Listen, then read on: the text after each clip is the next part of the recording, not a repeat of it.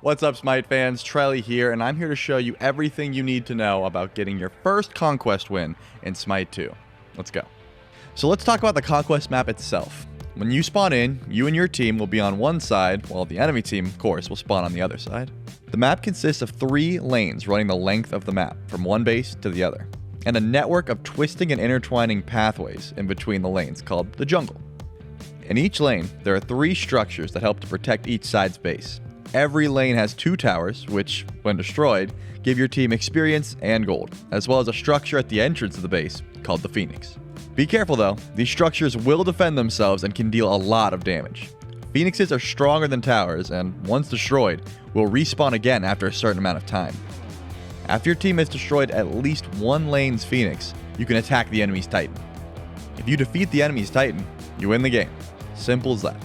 Now that you have the big picture goal, let's talk about some of the other things that are going on around the Conquest map. First off, you'll realize that in each of the lanes there will be waves of minions that will fight for your team.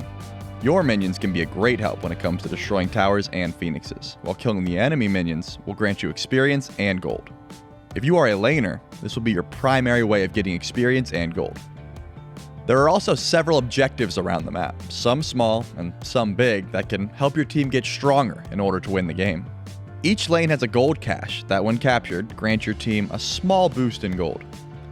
In addition, the 2 side lanes also have teleporters that, when interacted with, will take you from one side of the map to the other. The solo lane is home to the Warhorn, which, when captured, provides a buff to your team's next minion waves. The jungle that sprawls between the lanes has many jungle camps that will drop buffs to you and your teammates, as well as provide experience and gold. If you are the jungler, not a laner, clearing jungle camps will be your primary way of getting experience and gold. Lastly, there are 2 major objectives in the jungle that, when defeated, can grant your team huge buffs. On the duo lane side of the map is the Gold Fury. When the Gold Fury is defeated, your team will gain a big boost in experience and gold, as well as a buff that will last your team the rest of the match. Depending on how many times the Gold Fury has been defeated, the buff will change, eventually culminating in the Ancient Fury.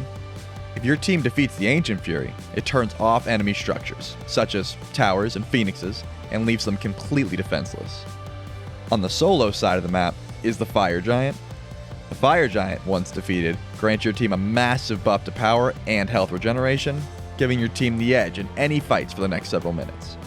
These are both late game objectives that can tip the scales in your team's favor. And now you have everything you need to know about getting your first dub in SMITE 2. Thank you guys so much for checking out the continued YouTube videos on this channel. Make sure you subscribe and leave a like if you enjoyed, and let us know how we're doing in the comments section below. I can't wait to see you on the Battleground in SMITE 2.